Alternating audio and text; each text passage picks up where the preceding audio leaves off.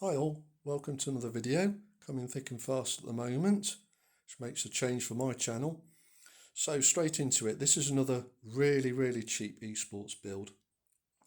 So looking at the case, it's quite a small case for a desktop. It's Aerocool CS106, nothing special really.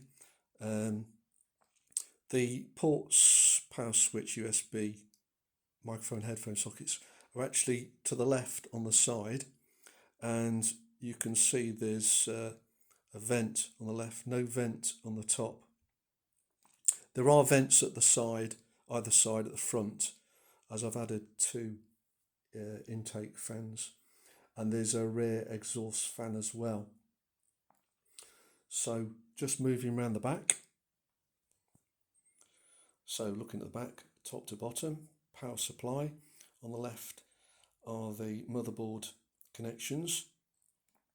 And this motherboard again didn't come with a IO shield, so I've got cuttable one again, and it matches the case actually because it's quite smart. To the right is the exhaust fan, and below that is the graphics card connections and other expansion slots.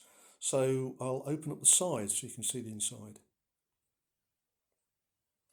Now you'll have to excuse the lack of cable management because those components are only really for testing the CPU and graphics card. I'm going to upgrade those quite soon, but I thought I'd see what this build can actually do. It's got a 400 watt power supply, nothing to write home about really, at the top, and actually I think that's 450 watts. It's got two sticks of 4 gig of RAM, DDR3, 1300 megahertz because the CPU I've used and the motherboard will only support that. The CPU is a second generation i3 2100.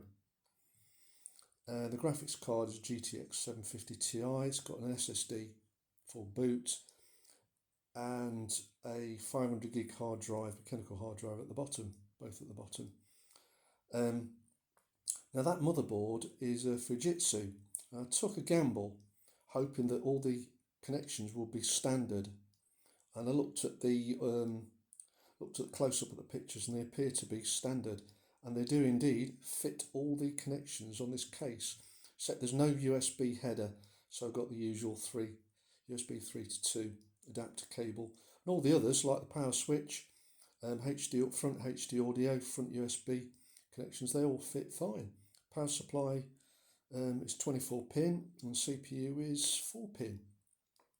So in the next video I'll start this machine up and just see what it can do, to see if the second generation Intel i3 can actually do something.